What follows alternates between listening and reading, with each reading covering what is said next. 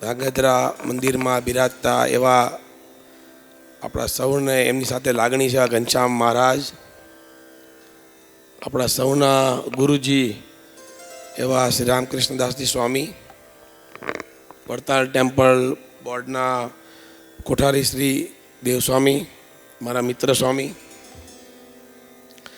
સૌ વાલા સંતો, સાંખ્યોગી બહેનો, પાર્ષદો અને સૌ વાલા ગુરુજીના હરિભક્તોને મારા જય સ્વામિનારાયણ. એલા જય સ્વામિનારાયણ. હવા બાર થઈ ગયા છે, ભૂખ લાગે છે હવે, એટલે હળવું બોલે સ્વામી. તો આજે ગુરુજી બહુ સરસ વાત કરી સવારમાં કે અમારી વખતે તો ગરીબી હતી કે 2 ભાખરીનો લોટ અને 1 બટેકું લાવવાનું મોટું અને એનું શાક બનાવવાનું 2 સંતો જમતા, અને એ ગરીબીમાંથી ભજન કરતાં કરતાં કરતાં ગુરુજી આજે આ સમાજના અર્થે, હરિભક્તોના અર્થે કેવડું મોટું સામ્રાજ્ય ઊભું કર્યું મહારાજે. કેમ કે એણે ભક્તિ કરી, એણે સત્સંગ કર્યો, સેવા કરી, એટલે મહારાજ રાજી થઈ અને આવા સંતની હારે ભગવાન જોડાણા અને ભગવાન એની હારે સાક્ષાત છે. એટલે આટલા બધા સંતો અને ભક્તો અહીંયા આવ્યા આ વાત સાંભળી. અને એનું જે સંત મંડળ છે એની વાત કરું તો આ સ્વામીજીએ જે સંસ્કાર આપ્યા છે સંત મંડળને, તો જેટલા પણ સંતો છે હું એમને ઓળખું છું. તો એમાં આપણે ભજન સ્વામી છે, કેવા સરસ ભજન ગાય. હરિકૃષ્ણ સ્વામી છે તો ગુરુજીની સેવા કરે, ઠાકોરજીની સેવા કરે. ધર્મેન્દ્ર સ્વામી છે બધા વહીવટ કરે, ગૌ માતાની સેવા કરે. મને એટલે ખબર કે હું સ્વામીજીની હારે ગાયું માટે હું જોડાયેલો છું. ગાયુંનું સારું કામ કરવું છે કે આ બાળકો ભગવાન ઠાકોર સંતો દૂધ પીવે ગાયુંનું. ભક્ત અસલ સ્વામી છે, પ્લાનિંગ કરે, ડિઝાઇન કરે. હવે ઓછું ભણતર પણ ગણતર કેવડું મોટું. રાત દી હોવાનું નહીં, સેવા કરવાની, આ બધું અઘરું છે. માધવપ્રિય સ્વામી નકરું કથાનું અંગ એને. નિત્ય પ્રકાશ સ્વામી છે, PR સર આ રિલેશન બાંધવા સંસ્થા કહ્યું તો આવા સાધુ જોઈ, કોકની યારે વાત કરી, કોકની યારે બેહીએ કે એવા. બરાબર. અમારા પૂર્ણ પ્રકાશ સ્વામી સુરતથી. આ બધા સંતો હારે જોડાઈને અમારા સત્સંગ રહ્યો. બીજા સંતો તો છે જ, બધા સંતોને ઓળખું છું વર્ષોની. અમારા ફેમિલીમાં સત્સંગ છે બાપ દાદા વખતનો. પણ જ્યારે અમને આવા ગુરુજી ઓળખાણા અને ખૂબ અમે રાજી છીએ, કેમ કે આવા ગુરુજી મળવા બહુ અઘરા છે, મળતા નથી. પેલા હમણાં વાત કરીને કે જયભાઈ વાત કરી, જયભાઈ બહુ સરસ વાત કરી ગયા, બહુ મોટી મોટી વાતો કરી એણે. અને હું તમને કહું, મારા જીવનમાં ગુરુજી જોડાયા પછી એક મારો મિત્ર હતો, એ બિચારો બહુ દુઃખી થયો અને એને બિચારાને ગામમાં પૈસા આપવાના હતા. રોતો તો ગુરુજી પાસે લઈ ગયો. ગુરુજીએ એને કાંઈ કીધું નહીં. તમે જુઓ, ગુરુજી એટલું જ કીધું કે હું તારી ભેળો છું, ચિંતા કરવા. તારે મારા મંદિર કે આ સંસ્થામાં આવવાની જરૂર નથી. તારે ક્યાં જવાનું છે? તો કે બધાનો બાપ એ કે સપ્ટેશન નારાયણ મુનિ દેવ બેઠું છે, નારાયણ મુનિ દેવ. તાળી પાડો ભક્તો, આવું કોઈ કહેતું નથી. સ્વામીજી હું બેઠો હતો ત્યારે ગુરુજી એમ કીધું કે તારે નારાયણ મુનિ દેવ પાસે જવાનું, બધાનો બાપ ત્યાં બેઠો સપ્ટેશન ત્યાં છે સુરતનું. એ કે ત્યાં રોજ જવાનું, 11 માળા ફેરવવાની, 3 મહિના પછી આપણે મળશું. અને જે કંઈ જાદુ કહો કે તમે જે માનો એ ગુરુજી આશીર્વાદ દીધા નહીં. ભાઈનું 2-3 મહિનામાં બધું સુલટી ગયું, સુખી થઈ ગયો ને આજે અનન્ય ભક્ત થઈ ગયો ભગવાનનો. કરી ભગત નહોતો તો કોના આશીર્વાદથી? ગુરુજીના આશીર્વાદથી.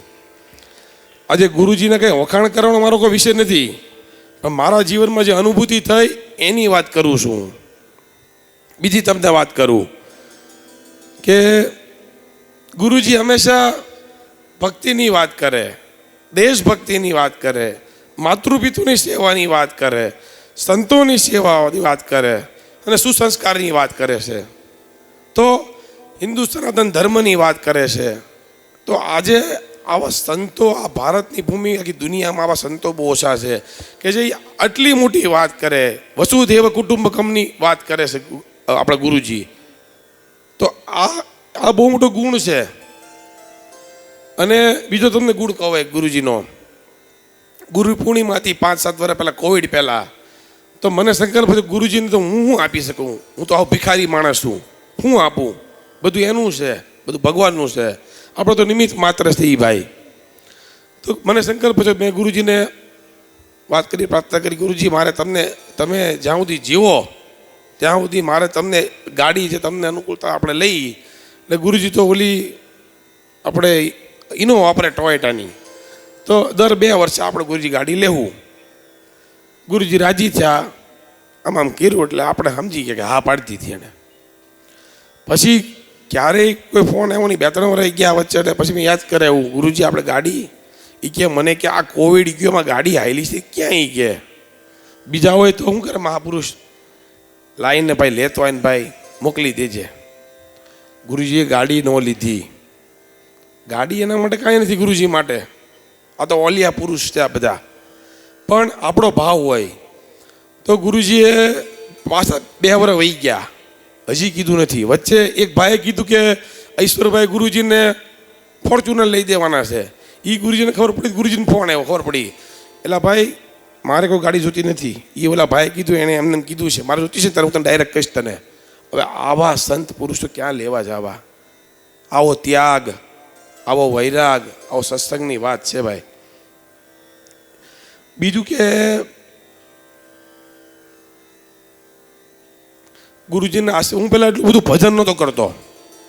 આ ગુરુજીના આશીર્વાદથી મારી પર જે દ્રષ્ટિ પડી ગુરુજીની, આમાં કાંઈક થયું ખોપડીની અંદર, ત્યાં ભજનમાં જોડાણો છું. હજી એટલું બધું નથી કરતો પણ જોડાણું છે એવું હું કહી શકું. મંદિરે જવા મળ્યો રોજ, કેટલા વર્ષથી સુરતમાં રામપરા મંદિર જવું ન હોય તો પછી આવીને જવું, પણ મંદિરે જવાનો નિયમ થઈ ગયો ગુરુજીને. અને હવે તો એવું થઈ ગયું કે જે વિચાર આવે એ બધા રસ્તા ખુલવા મળ્યા. આ હું એટલે વાત કરું છું, મારી વાહ કરવા નથી કરતો. અહીંયા બેઠેલા યુવાનો અને માતાઓ બહેનો એના દીકરાને સંસ્કાર આપે ને વાત કરે કે મંદિર જવાથી શું ફાયદો થાય, સંતોની સેવા કરવાથી શું થાય. મંદિર એટલે જવું છે. ઘણા કે મંદિર તો આપણા મા બાપમાં હોય, મંદિર તો બધે હોય, હૃદયમાં હોય. એલા ભાઈ, મંદિરની અંદર 2 ઓલિયા પુરુષ હોય, 2 સત્સંગી હારા હોય, એના ઓરામની અંદર આવી તો આપણા વિચાર પરિવર્તન થઈ જાય. એના માટે મંદિર જવાનું છે. ભગવાન પણ વાતું કરે.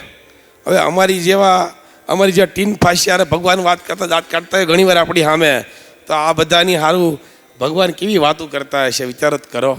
જે ગૃહ ત્યાગ કરી રહ્યા હોય, સ્ત્રી ધન્ય ત્યાગી, પૈસાના ત્યાગી હોય ને, એનો રસ આપણને ખબર નથી.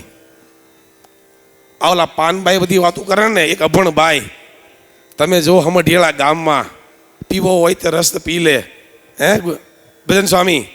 એમ આવલા જયભાઈ કીધું ભજન આ રસ પી લ્યો ભાઈ. આ જેને જેટલું મોડું સમજે એટલું મોડું છે. મારી જેવાને 44 વર્ષે સમજાણું, મારો ગઈકાલે જન્મથી 48 વર્ષ 48 પૂરા થયા. તો આ ભજન ગુરુજી જેવા આશીર્વાદના થાય છે. અમારા મુનિ સ્વામી બેઠા, મુનિ સ્વામી મૌન જ હોય, પણ એની અમી દ્રષ્ટિ પડી જાય ને એટલે તમારો બેડો પાર થઈ જાય. આવા સંતો બધા. છેલ્લી 1-2 વાત કરી દઉં.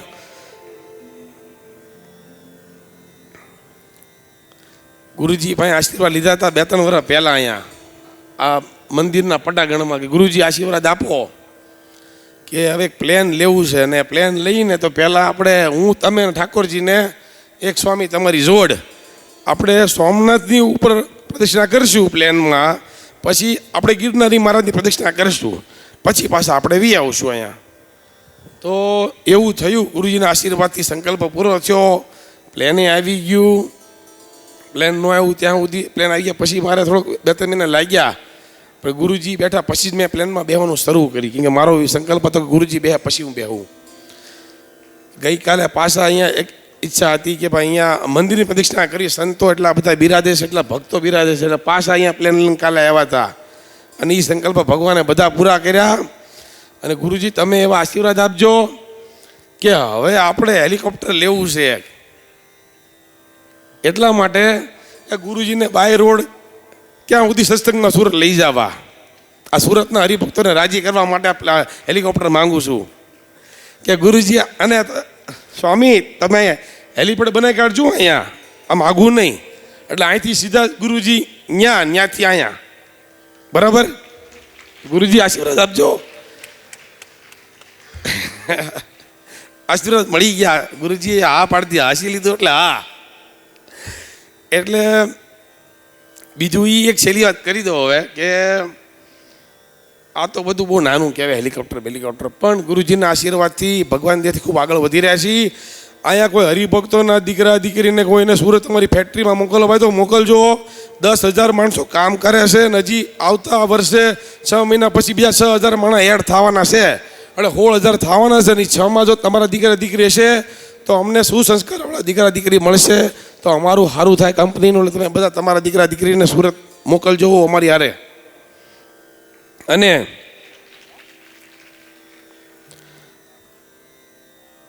અને છેલ્લા આશીર્વાદ લઈ લો ગુરુજીના કે ગુરુજી એટલી સંપત્તિને એવી ધીરલક્ષ્મીને સ્થિરલક્ષ્મી આવે અને ખૂબ પૈસા કમાવી અને સંતોની, ભક્તોની, સમાજની, હિન્દુ સનાતન ધર્મની અમારે ખૂબ સેવા કરવી છે. કેમ કે સેવા એમને થતી નથી. ધન સંપત્તિ હોય તો જ સેવા થાય અને ધન સંપત્તિ કમાવા માટે ભજન કરવું પડે, ભક્તિ કરવી પડે અને આવા સંતો મહાપુરુષોનો રાજીભો કેળવવો પડે, મળે તો જ આ બધું થાય. તમે માનો છો કે નહીં? એટલે જોરથી બોલો, તમે માનો કે નથી માનતા વાતને?